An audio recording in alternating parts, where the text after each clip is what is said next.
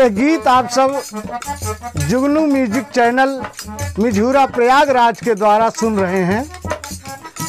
हमें आशा ही नहीं पूर्ण विश्वास है कि यह गीत आप सबको ज़रूर पसंद आएगी और पसंद आवे तो आप सब लाइक एवं शेयर जरूर कर देना। आप सबसे निवेदन है, कहना है, माँ बापू के दिल ना दुखैया,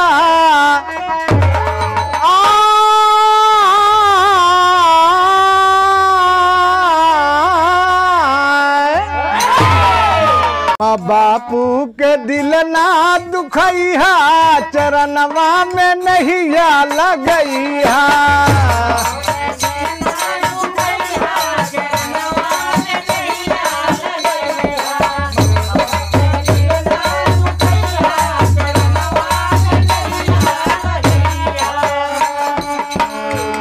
कहना है, इनके उपकार से उड़ नाही कोई,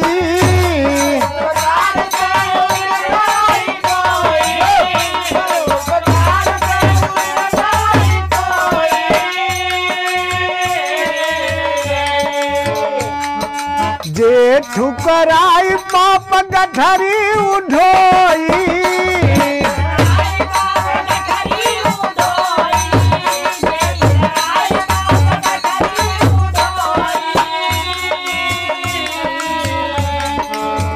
नाम में अपने बसैया,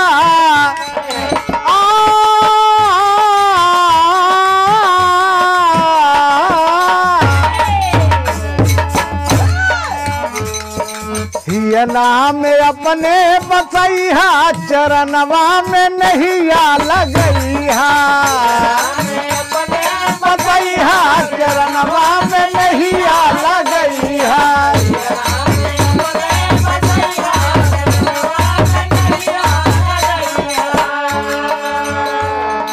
यह बरे आपन पेट काट तो हर काया बनाया, आपन पेट काट तो हर काया बनाया,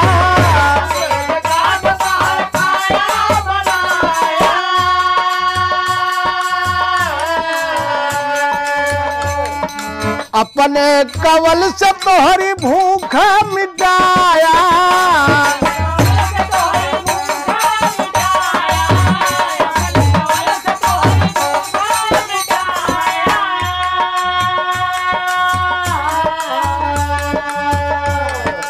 कब हुए है शान ना भुलैया,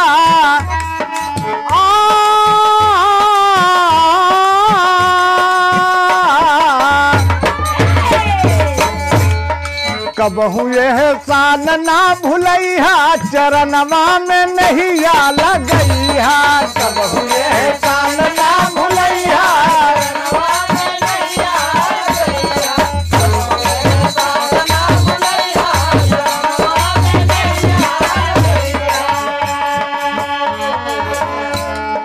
कहना है, आंचल में माता के ममता के सागर है,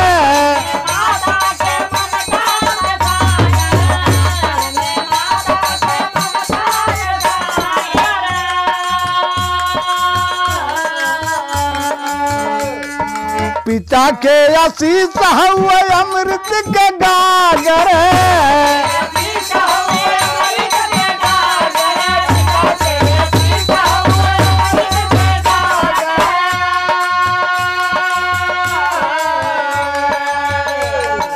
इनका कबहु ना रुलैया,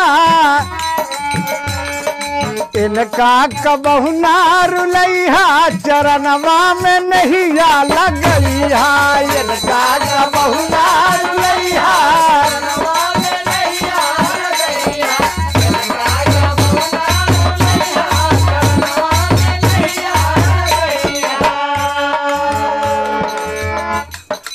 कहना है, सयो मास्टर, तीर्थ करा लाख चाहे लाख पूजा,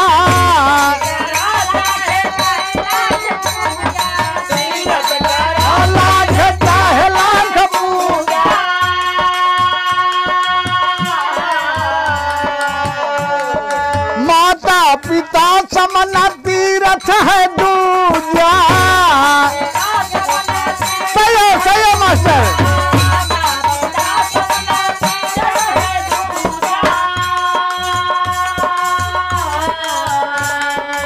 सरवन कुमार बन दिखैया चरणवा में नैया लगैया सरवन कुमार बन दिखैया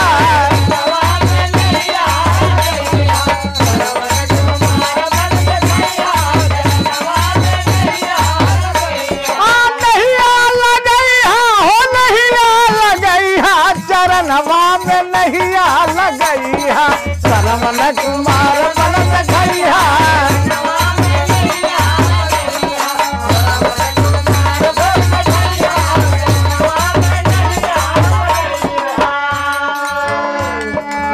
अंतिम बंद में कहना है आप सबसे, मूलचंद पटेल कभी कहाँ कर जोरे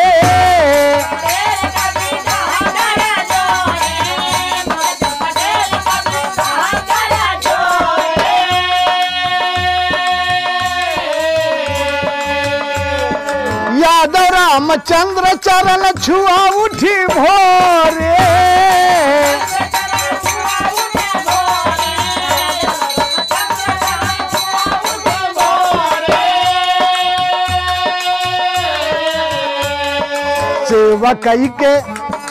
सेवा कई के जिंदगी बनैया चरणवा में नैया लगैया।